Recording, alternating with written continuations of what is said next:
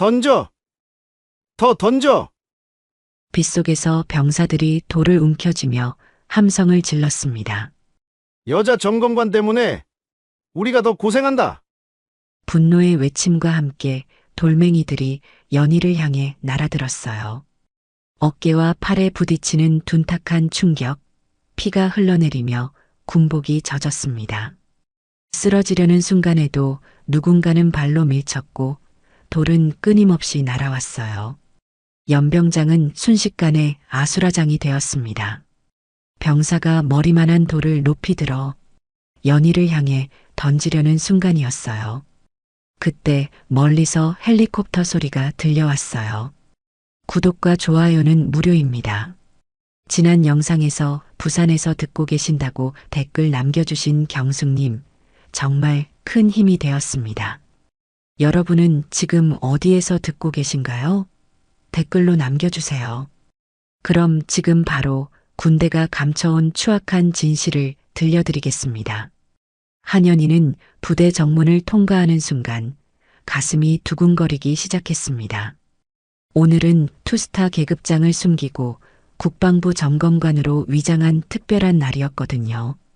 28년 군생활 중에서도 가장 중요한 임무 중 하나였어요. 한연희 점검관님, 안내해 드리겠습니다. 부대 담당자가 정중하게 인사했지만 연희의 마음은 이미 과거로 떠나가고 있었습니다. 막사 건물로 향하는 길, 연희의 코끝을 스치는 냄새가 있었어요. 축축하고 곰팡이 냄새가 섞인 그 공기는 30년 전과 똑같았거든요. 막사 문을 열고 들어서자 연희의 다리가 잠시 멈췄습니다. 벽지는 여기저기 뜯어지고 바닥엔 얼룩이 가득했어요. 형광등은 깜빡거리며 불안정한 빛을 내뿜고 있었죠. 이 모든 게 연희가 하사로 첫 부임했던 그때와 너무나 똑같았습니다. 그때 연희는 25살이었어요. 꿈과 희망으로 가득 찬 젊은 여군이었죠. 하지만 현실은 잔혹했습니다. 여자라는 이유만으로 받아야 했던 멸시의 시선들, 그리고 그보다 더 끔찍했던 일들이 기다리고 있었거든요.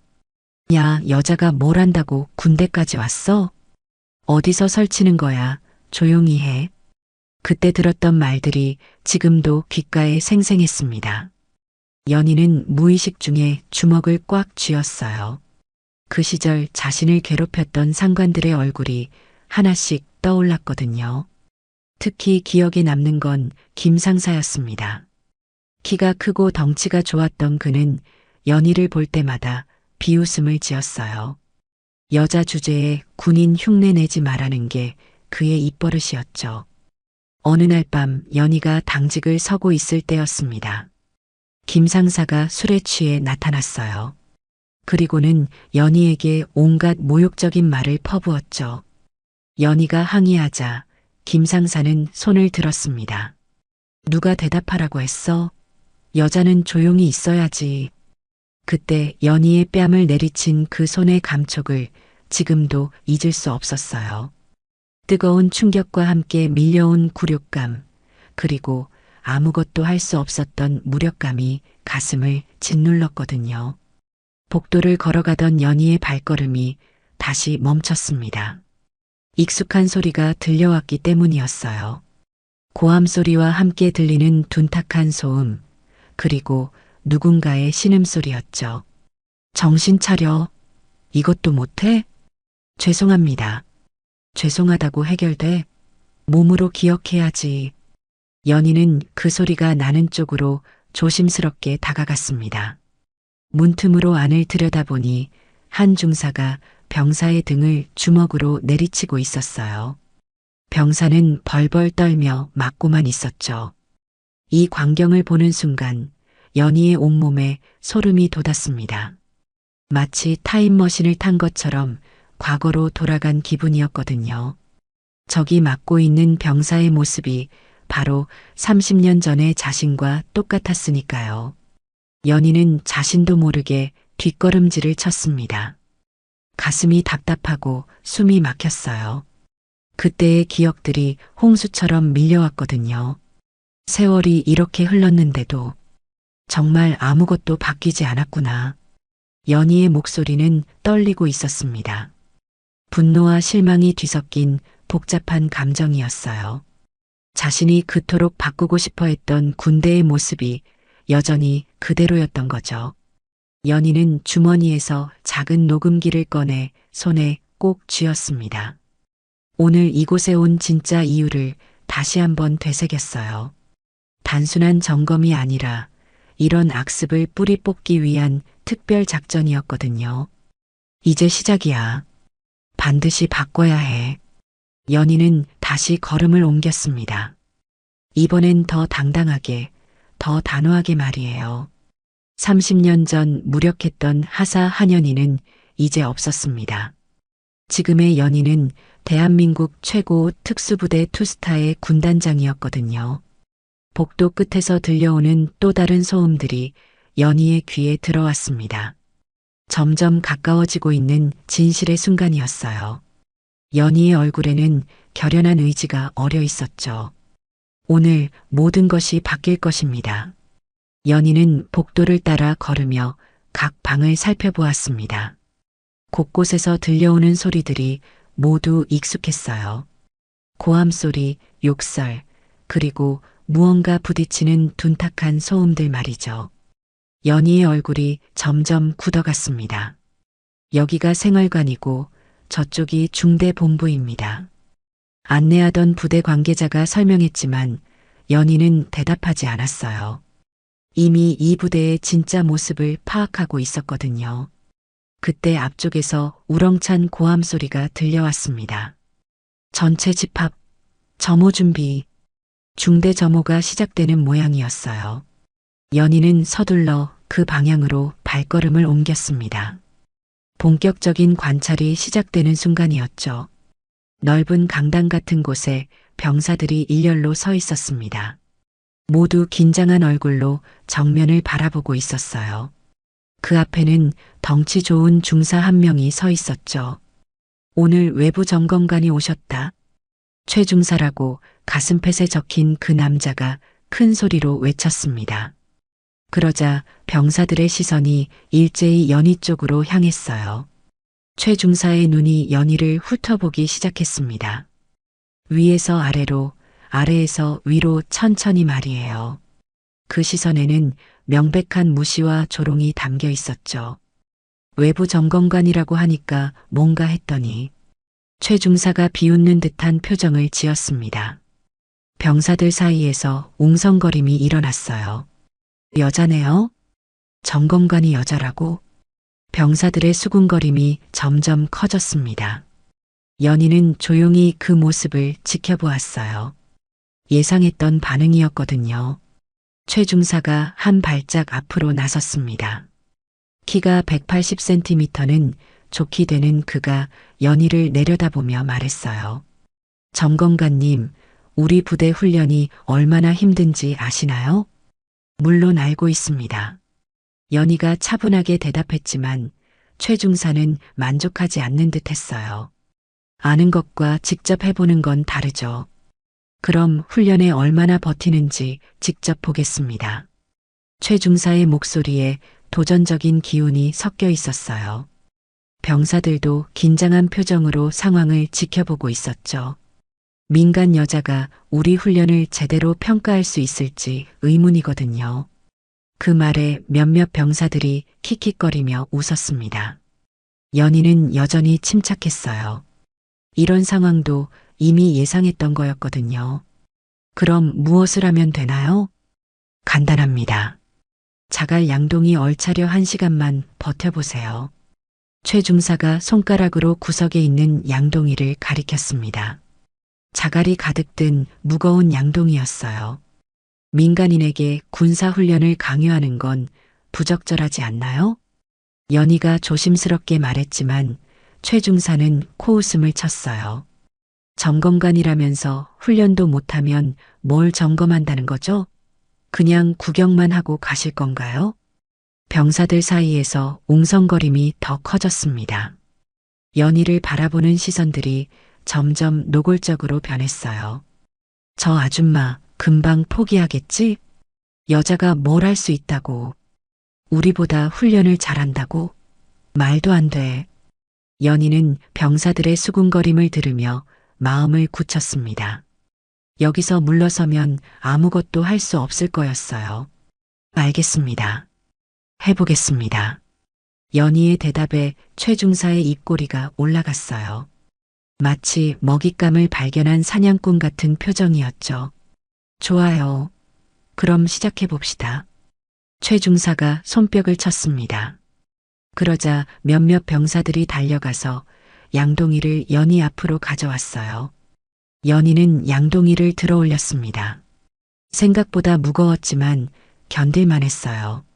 28년간 꾸준히 해온 체력 단련의 결과였죠. 머리 위로 올려야죠. 최중사가 큰 소리로 지시했습니다. 연희는 양동이를 머리 위로 올렸어요.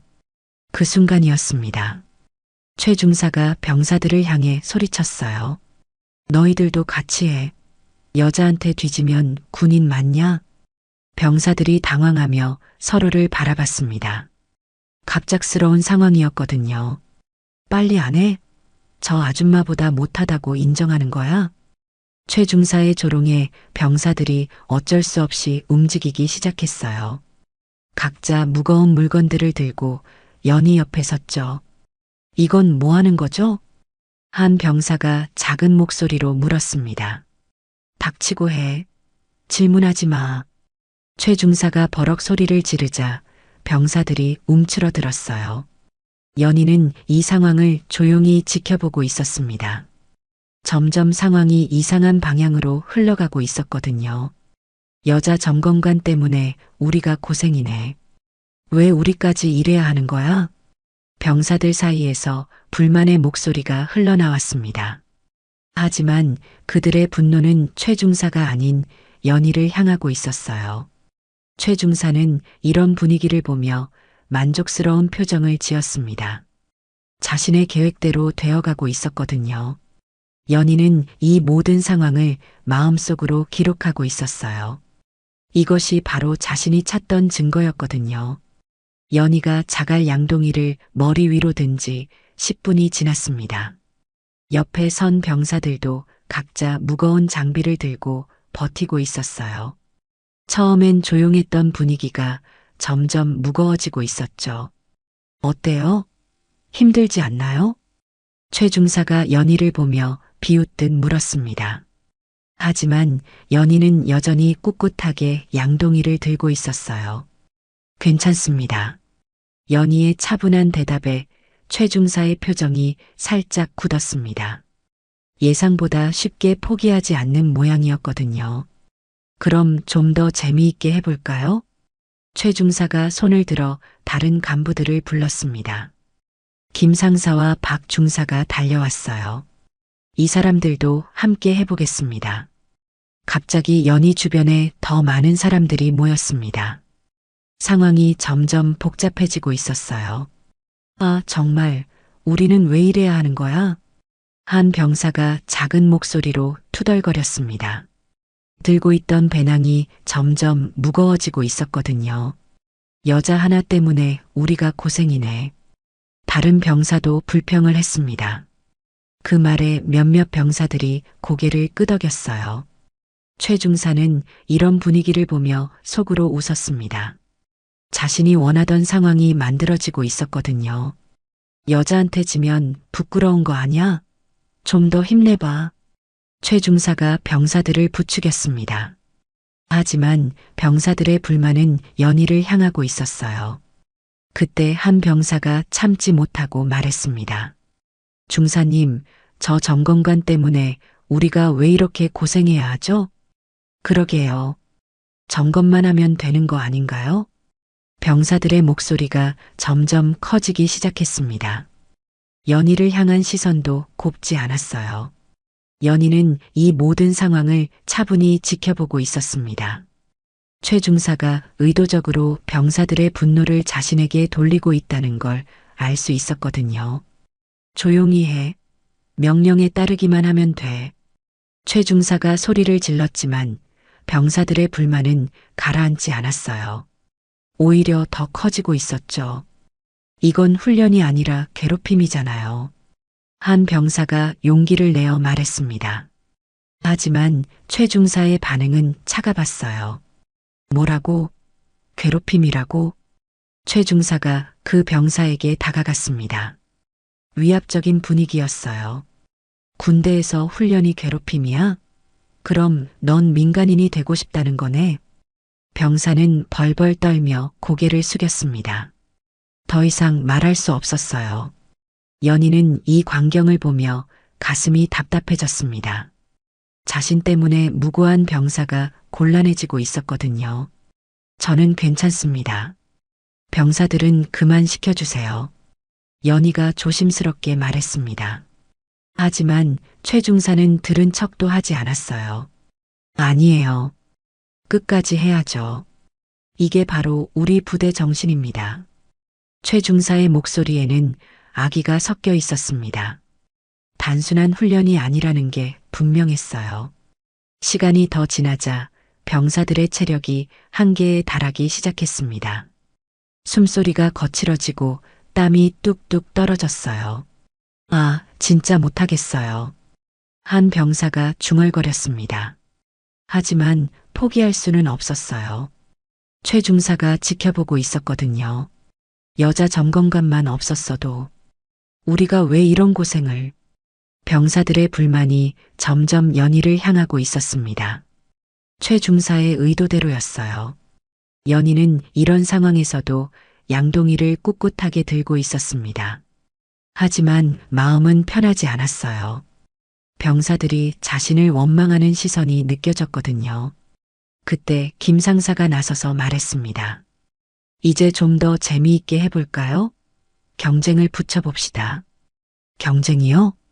네. 누가 가장 오래 버티는지 보는 거죠. 꼴찌는 벌칙이 있고요.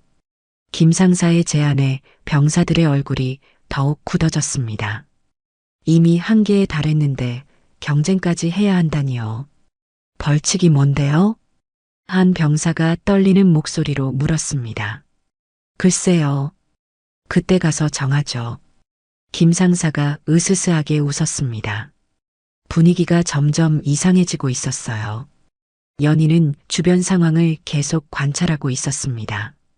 이들의 행동 하나하나가 모두 기록되고 있었거든요. 병사들 사이에서 긴장감이 높아지고 있었습니다.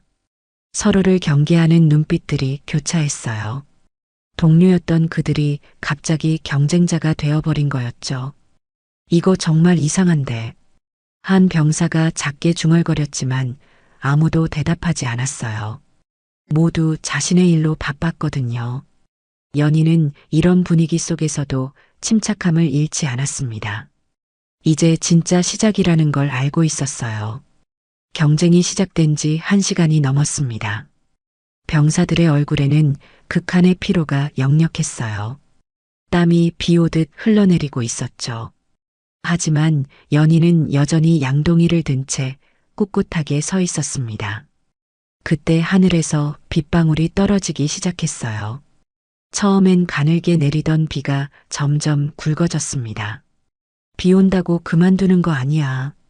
최 중사가 큰 소리로 외쳤습니다. 병사들은 절망적인 표정을 지었어요. 이미 한계에 달한 상황에서 비까지 내리기 시작한 거였죠. 비가 점점 세게 내리기 시작했습니다. 옷이 흠뻑 젖고 시야도 흐려졌어요. 바닥은 미끄러워졌고 양동이를 든 손도 미끄러웠죠. 병사들의 신음소리가 빗소리와 함께 섞여 들렸습니다. 아, 진짜 못하겠어요. 한 병사가 비명을 지르며 주저앉았습니다. 20대 초반으로 보이는 그 병사는 온몸이 부들부들 떨리고 있었어요. 얼굴은 창백했고 입술은 파래져 있었죠. 아, 누가 주저앉으라고 했어? 최 중사가 달려가서 그 병사를 발로 찼습니다. 병사는 비에 젖은 땅바닥을 굴렀어요. 진흙이 온몸에 묻었지만 일어날 힘이 없어 보였습니다. 일어나, 빨리. 최 중사의 발길질이 계속됐습니다. 이번엔 옆구리를 향해 더 세게 찼어요. 병사가 으악 하며 신음을 내뱉었죠. 다른 병사들은 이 광경을 보며 벌벌 떨었습니다. 자신들도 언제 저렇게 될지 모른다는 공포가 엄습했거든요. 꾀병이야. 군인이 이 정도로 쓰러져? 최 중사가 다시 병사를 발로 찼습니다. 이번엔 등을 향해서요. 병사는 흙바닥에서 굴러다니며 울먹거렸어요. 연희는 참을 수 없었습니다. 양동이를 내려놓고 그쪽으로 다가갔어요. 더 이상 방관할 수는 없었거든요. 그만하세요. 이건 너무 심한 거 아닌가요? 연희가 최 중사를 막아섰습니다. 그 순간 최 중사의 눈에 분노가 타올랐어요. 자신의 권위에 도전하는 것으로 받아들인 거였죠. 뭐, 당신이 뭔데 나서는 거야? 최 중사의 목소리에는 살기가 섞여 있었습니다. 덩치도 연희보다 훨씬 컸고 위협적인 분위기를 풍겼어요. 점검관으로서 말하는 겁니다. 이건 훈련이 아니라 폭력이에요. 연희의 단호한 목소리에 주변이 조용해졌습니다. 병사들도 모두 이쪽을 바라보고 있었어요. 긴장감이 극도로 높아졌죠. 폭력이라고? 최 중사가 비웃었습니다. 그리고 주변 병사들을 둘러보며 말했어요. 들었지? 저 점검관이 뭐라고 하는지. 우리 훈련을 폭력이래. 병사들은 어떻게 반응해야 할지 몰라 했습니다. 연희를 지지하고 싶었지만 최 중사의 보복이 무서웠거든요. 김 상사와 박 중사도 다가왔습니다. 연희를 에워싸는 형태가 되었어요. 점검관님, 너무 간섭하시는 거 아닌가요? 김 상사가 음험한 목소리로 말했습니다. 우리 부대 일에 민간인이 왜 그렇게 참견을 하시죠? 박 중사도 한마디 거들었어요. 3명의 간부가 연희를 압박하고 있었죠. 그때 한 병사가 땅에서 돌멩이를 집어들었습니다. 주먹만 한 크기의 날카로운 돌이었어요. 병사의 손이 떨리고 있었죠. 여자 점검관 때문에 우리가 더 고생한다. 그 병사가 소리쳤습니다. 비에 젖어 흥분한 상태였어요. 눈에는 분노와 절망이 뒤섞여 있었죠. 그래, 저 여자만 없었으면 이런 일도 없었을 거야. 다른 병사도 돌을 집어들었습니다. 분위기가 급격히 험악해지고 있었어요. 집단 히스테리 현상이 일어나고 있었죠. 맞아. 우리가 왜 이런 고생을 해야 하는 거야? 다 저 여자 때문이야.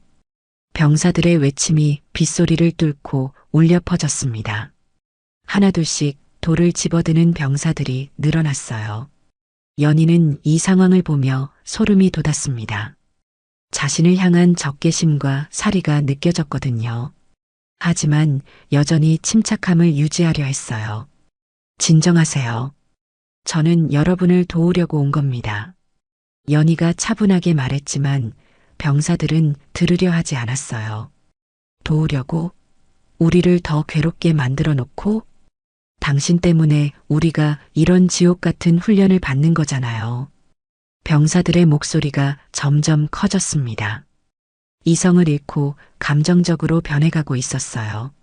최 중사는 이런 분위기를 보며 만족스러워했습니다. 자신이 원하던 상황이 완벽하게 만들어지고 있었거든요.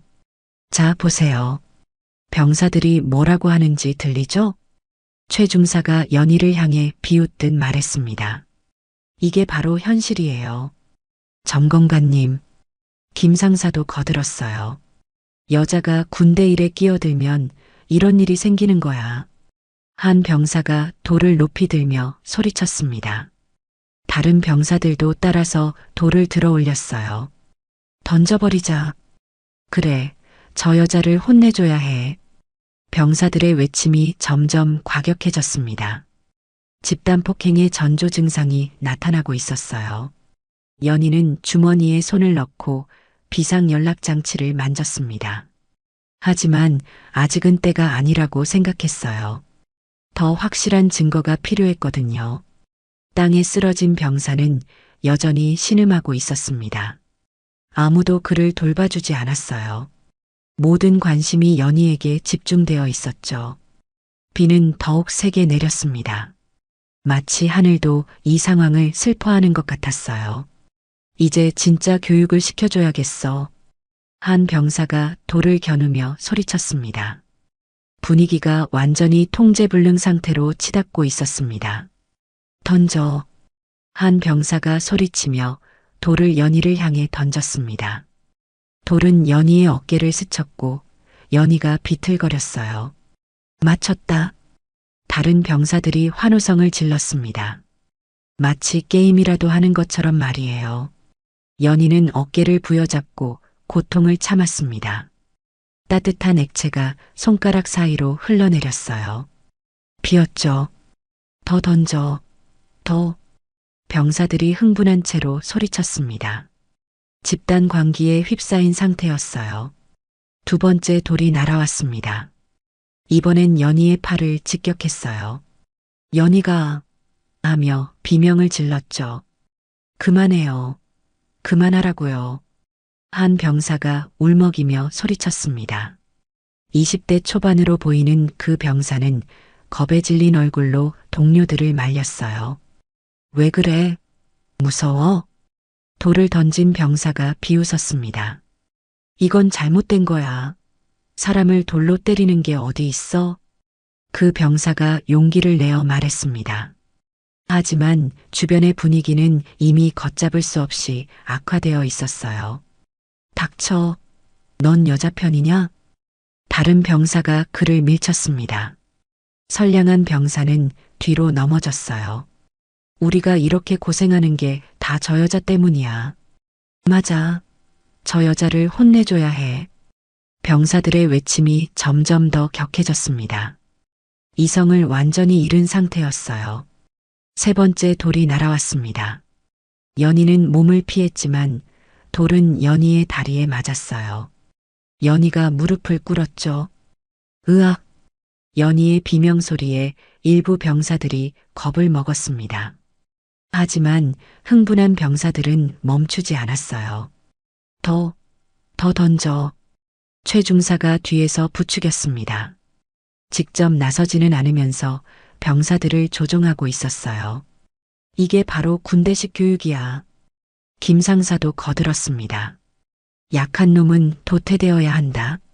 박 중사까지 가세했어요. 간부들이 이런 상황을 즐기고 있었죠. 네 번째, 다섯 번째 돌이 연달아 날아왔습니다. 연희는 팔로 얼굴을 가리며 돌을 막아냈어요. 하지만 팔과 다리 곳곳에 상처가 생겼죠. 그만해. 제발 그만해. 선량한 병사들이 울면서 말렸습니다. 하지만 흥분한 병사들은 들으려 하지 않았어요. 너희들도 같이 해. 안 그러면 너희도 당한다. 한 병사가 협박했습니다. 무서운 분위기 속에서 어쩔 수 없이 돌을 집어드는 병사들이 생겼어요. 아수라장이 벌어졌습니다. 돌이 사방에서 날아왔고 병사들끼리 밀치고 다투기 시작했어요. 이건 잘못됐어. 그만둬.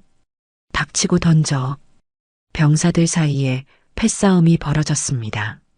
선량한 병사들과 흥분한 병사들로 나뉘어 서로 주먹을 휘둘렀어요. 연희는 이 모든 혼란 속에서도 의식을 놓지 않았습니다. 상처투성이가 되었지만 여전히 상황을 관찰하고 있었어요. 이것들아, 정신 차려. 최중사가 소리쳤지만 이미 통제불능 상태였습니다.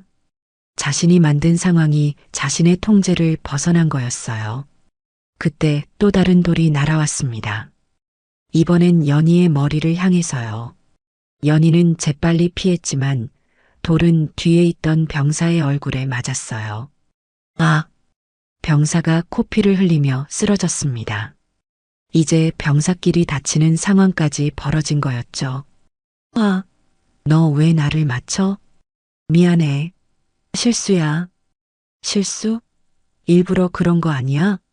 병사들끼리 더 격렬하게 싸우기 시작했습니다. 완전한 무법천지가 되었어요. 연희는 이 광경을 보며 마음이 아팠습니다. 자신 때문에 무고한 병사들이 서로 싸우고 다치고 있었거든요. 그만해요. 제발. 연희가 간신히 일어서서 소리쳤습니다. 하지만 아무도 듣지 않았어요. 비는 더욱 세게 내렸고 바닥은 진흙탕이 되었습니다. 그 속에서 병사들이 뒹굴며 싸우고 있었어요. 부상자가 계속 늘어났습니다. 코피를 흘리는 병사, 입술이 터진 병사, 눈두덩이 부은 병사들이 여기저기 널브러져 있었죠. 이게 군대다. 약한 놈은 도태돼야 한다. 최 중사가 여전히 소리치고 있었습니다. 이 모든 상황을 즐기는 것 같았어요. 그 순간 연희의 주머니에서 진동 소리가 들렸습니다. 암호화 통신기였어요. 헌병대에서 보낸 신호였죠. 연희는 통신기를 확인했습니다. 3분 전 도착이라는 메시지가 떠 있었어요. 연희는 안도의 한숨을 쉬었습니다. 드디어 구조가 올 시간이었거든요. 하지만 아직 3분이 남았습니다. 이 3분 동안 더 큰 사고가 날 수도 있었어요. 모두 진정하세요. 연희가 다시 한번 외쳤습니다. 하지만 병사들의 싸움은 더욱 격렬해졌어요. 한 병사가 더 큰 돌을 집어들었습니다. 머리만 한 크기의 돌이었어요. 이번엔 제대로 맞춰보자. 그 병사가 연희를 노려보며 말했습니다. 정말 위험한 순간이었어요. 연희는 몸을 움츠렸습니다. 하지만 도망갈 곳은 없었어요. 시간이 느리게 흘러갔습니다. 2분, 1분. 구조가 올 때까지 버텨야 했어요.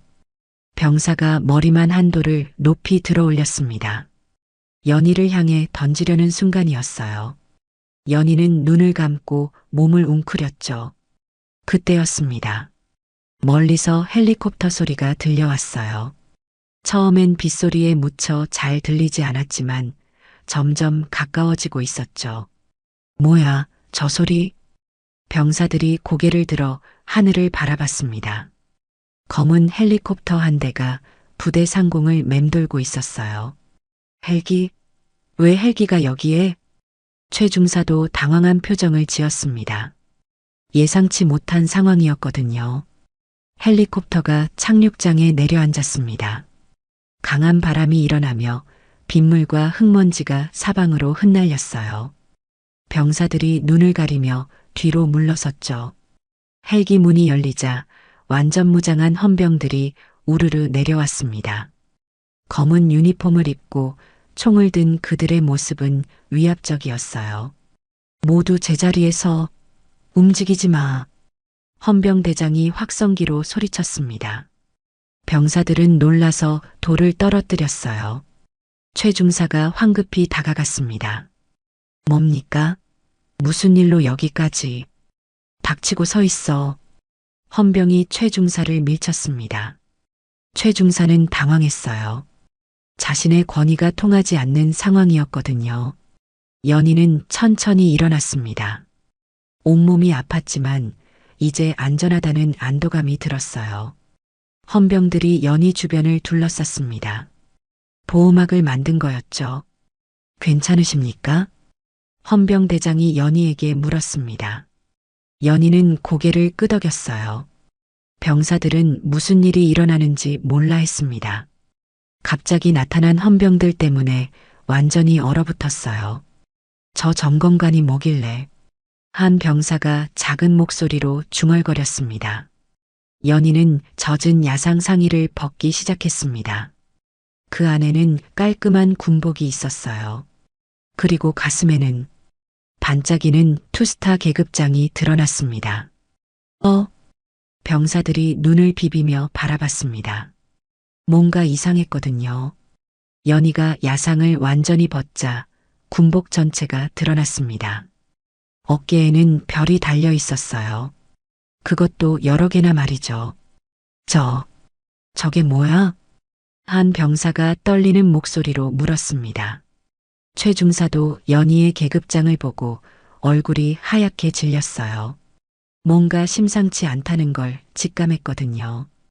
연희는 똑바로 서서 큰 소리로 말했습니다. 나는 대한민국 투스타 군단장 한연이다. 그 말에 모든 병사들이 경악했습니다. 입이 떡 벌어진 채로 연희를 바라봤어요. 뭐라고? 군단장이라고? 병사들의 웅성거림이 일어났습니다. 믿을 수 없다는 표정들이었어요. 최 중사는 다리에 힘이 빠져 주저앉을 뻔했습니다. 자신이 누구를 건드린 건지 이제야 깨달았거든요. 투스타 군단장님이 왜 여기에? 김 상사가 벌벌 떨며 말했습니다. 오늘 본 모든 것을 기록으로 남겼다. 연희가 주머니에서 작은 녹음기를 꺼내 보여줬습니다. 폭행, 가혹행위, 집단 괴롭힘, 모든 증거가 여기에 있다. 병사들의 얼굴이 창백해졌습니다. 자신들이 저지른 일의 심각성을 깨닫기 시작했어요. 지금부터 이 부대의 지휘권은 내가 맡는다. 연희의 목소리는 단호했습니다. 더 이상 연약한 점검관이 아니었어요. 부상자부터 후송하겠습니다. 헌병들이 쓰러진 병사들을 살펴보기 시작했습니다. 의무병, 응급처치 준비. 연희의 명령에 헌병들이 재빠르게 움직였어요. 최 중사가 다가와서 무릎을 꿇었습니다. 죄송합니다. 몰랐습니다. 몰랐다고? 연희가 차갑게 내려다봤습니다. 지금까지 얼마나 많은 부하들을 괴롭혔는지 정말 몰랐나? 최 중사는 대답할 수 없었어요. 할 말이 없었거든요. 김 상사와 박 중사도 벌벌 떨며 고개를 숙였습니다. 관행이었습니다. 그냥 관행이었다고요. 김 상사가 변명했습니다. 관행? 연희의 목소리에 분노가 섞였어요. 사람을 괴롭히는 게 관행이라고? 돌로 때리는 게 관행이라고? 간부들은 아무 말도 할 수 없었습니다. 한편 병사들은 서로를 바라보며 당황하고 있었어요. 자신들이 군단장을 돌로 던졌다는 사실이 믿어지지 않았거든요. 우리가 군단장님을 때렸다고? 이거 완전 끝났네. 병사들의 절망적인 중얼거림이 들렸습니다. 그런데 연희는 그들 중에서 자신을 말리려 했던 병사들을 찾고 있었어요. 거기 나를 말리려 했던 병사들은 앞으로 나와. 몇몇 병사들이 떨며 앞으로 나왔습니다. 겁에 질린 얼굴이었어요. 너희들은 용기를 보였다. 잘못된 것을 잘못되었다고 말했지. 연희의 목소리가 부드러워졌습니다. 너희들 때문에 아직 희망이 있다는 걸 알겠다. 용기를 냈던 병사들의 눈에 눈물이 맺혔어요. 인정받는다는 기쁨이었죠. 하지만 가해자들은 다르다. 연희가 다시 차갑게 말했습니다. 너희들의 행동에는 반드시 책임이 따른다. 헌병들이 수갑을 준비했습니다. 이제 정말 끝장이었어요. 헌병들이 수갑을 준비하자 대대장이 급하게 달려왔습니다. 연희의 정체가 밝혀진 걸 뒤늦게 안 모양이었어요. 군단장님, 이게 무슨 일입니까? 대대장이 헐떡이며 경례했습니다. 하지만 연희의 표정은 차갑기만 했어요. 무슨 일이냐고요? 직접 보시지 않았나요? 연희가 상처투성이 된 자신의 팔을 보여주었습니다. 피가 흘러내리고 있었어요. 이건 관행이었습니다. 대대장이 변명하기 시작했습니다. 우리 부대는 예전부터 이런 식으로 훈련을 해왔고요. 관행이라고요? 연희의 목소리가 차갑게 울려 퍼졌습니다. 약한 병사를 걸러내려면 어쩔 수 없었습니다. 군에서는 강한 자만이 살아남을 수 있거든요. 김 상사가 거들어 말했습니다. 아직도 자신들이 옳다고 생각하는 모양이었어요. 그래서 사람을 돌로 때리는 게 당연하다는 겁니까? 연희가 반문했습니다. 그게 우리가 배운 방식이었습니다. 박 중사도 한마디 했어요. 연희는 깊은 한숨을 쉬었습니다. 이들의 사고방식이 얼마나 썩어 있는지 실감했거든요. 그 관행이 수십 년간 군을 병들게 했다는 걸 모르십니까? 연희가 단호하게 말했습니다. 저는 30년 전 하사로 복무할 때도 똑같은 일을 당했습니다. 모든 사람들의 시선이 연희에게 집중됐어요. 25살이었죠. 꿈과 희망을 품고 군에 들어왔었습니다. 연희의 목소리에 감정이 실렸어요. 하지만 현실은 지옥이었습니다. 여자라는 이유만으로 온갖 모욕과 폭력을 당해야 했어요. 병사들이 숨을 죽이며 듣고 있었습니다. 김상사라는 사람이 있었어요. 키가 크고 덩치가 좋은 사람이었죠. 연희가 과거를 떠올리며 말했습니다. 그 사람은 제가 볼 때마다 비웃었어요. 여자 주제에 군인 흉내 내지 말라고 말하면서요. 최 중사의 얼굴이 굳어졌습니다. 자신과 너무나 비슷한 모습이었거든요. 어느 날 밤 제가 당직을 서고 있을 때였습니다. 그 상사가 술에 취해 나타났어요. 연희의 목소리가 떨렸습니다. 온갖 모욕적인 말을 퍼부었죠. 제가 항의하자 손을 들었습니다. 모두가 조용히 듣고 있었어요. 누가 대답하라고 했어? 여자는 조용히 있어야지 하면서 제 뺨을 때렸어요. 연희가 자신의 뺨을 만졌습니다. 30년이 지난 지금도 그때의 충격이 생생했어요. 그때의 굴욕감을, 무력감을 잊을 수가 없습니다. 병사들의 눈에 미안함이 어렸어요. 자신들이 똑같은 일을 저질렀다는 걸 깨달았거든요. 하지만 저는 포기하지 않았습니다. 반드시 이런 악습을 바꾸겠다고 다짐했어요. 연희의 목소리에 강한 의지가 담겼습니다. 그래서 여기까지 온 겁니다. 30년 전에 그 무력한 하사가 아니라 이 모든 것을 바꿀 수 있는 군단장으로 말이에요. 대대장과 간부들이 고개를 숙였습니다. 할 말이 없었어요. 이제 여러분께 묻겠습니다. 이런 관행이 옳다고 생각하십니까? 연희가 모든 사람들을 둘러봤습니다. 아무도 대답하지 못했어요. 방관자도 가해자나 마찬가지입니다. 연희가 계속 말했습니다. 잘못된 걸 보고도 나서지 않는 건 공범이나 다름없어요. 그때 연희가 특별히 주목한 병사가 있었습니다. 처음에 돌을 던진 그 병사였어요. 저기 첫 번째로 돌을 던진 병사, 앞으로 나와보세요. 그 병사가 떨며 나왔습니다. 얼굴이 창백했어요. 이름이 뭡니까? 이병 서민수입니다. 서민수? 어디서 들어본 이름인데요? 연희가 생각에 잠겼습니다. 그때 대대장의 얼굴이 더욱 하얗게 질렸어요. 뭔가 들킬까봐 두려워하는 표정이었죠. 혹시 서대령과 관련이 있나요? 연희가 날카롭게 물었습니다. 그게... 서민수가 말을 더듬었어요. 대답하세요.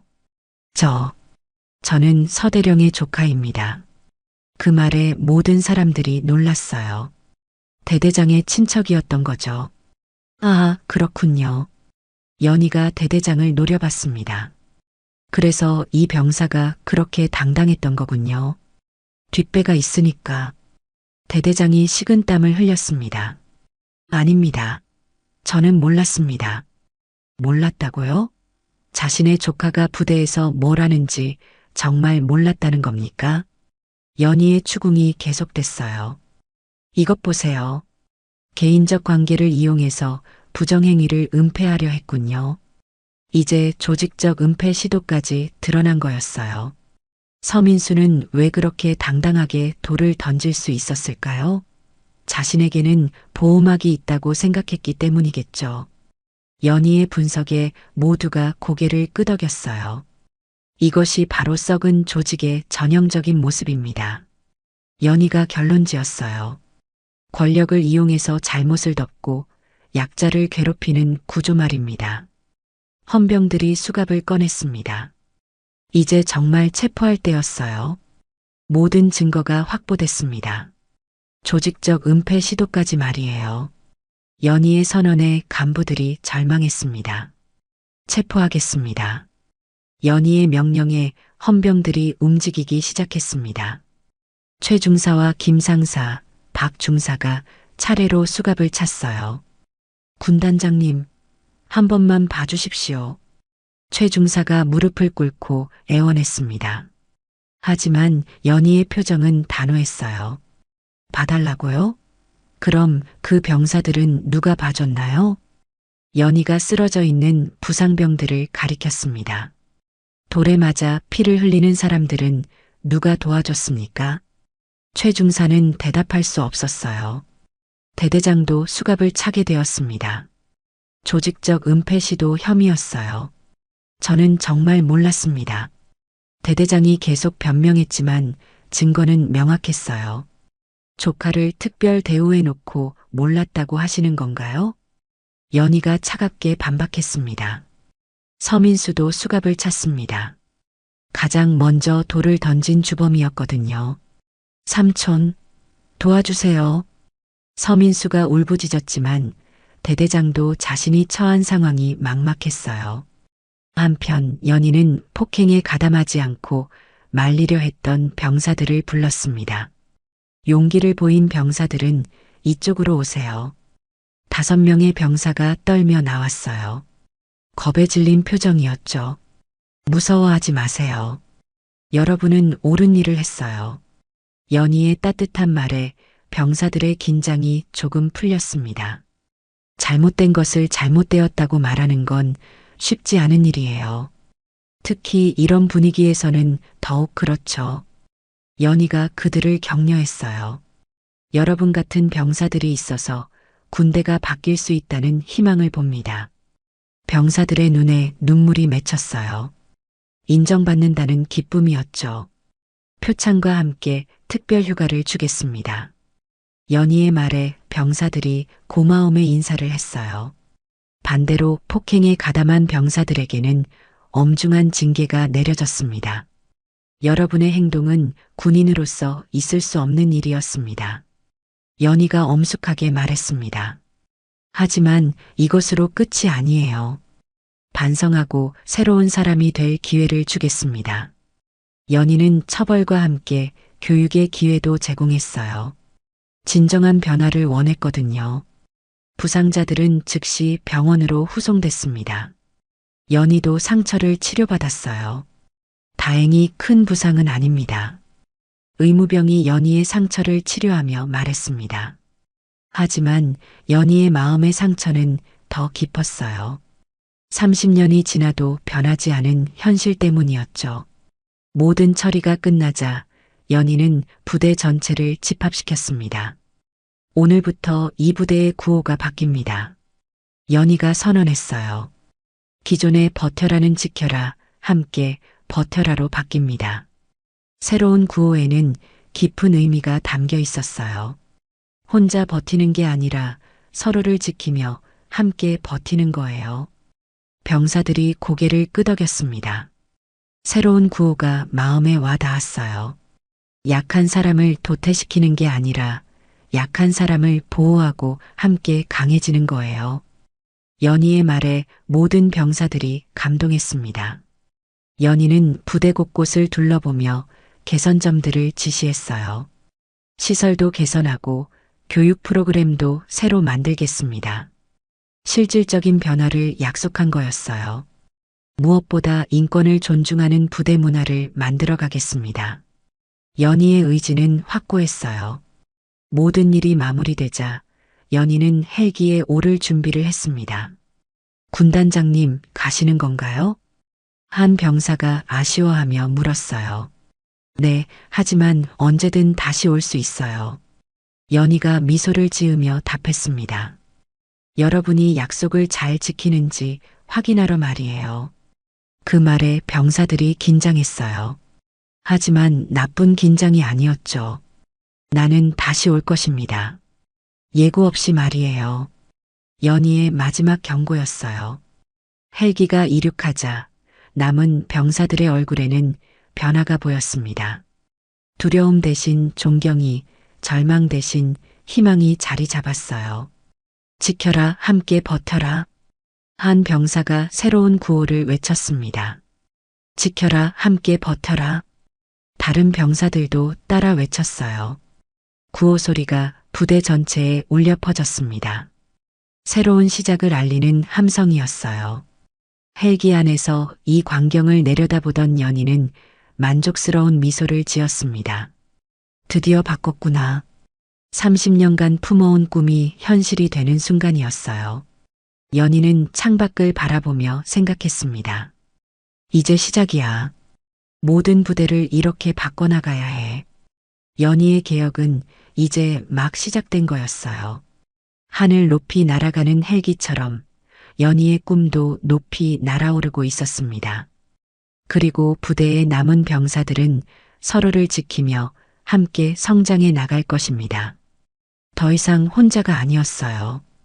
이제 진정한 동료가 된 거였죠. 연희의 용기가 모든 것을 바꾼 하루였습니다. 한연희 군단장의 용기는 우리에게 큰 교훈을 줍니다.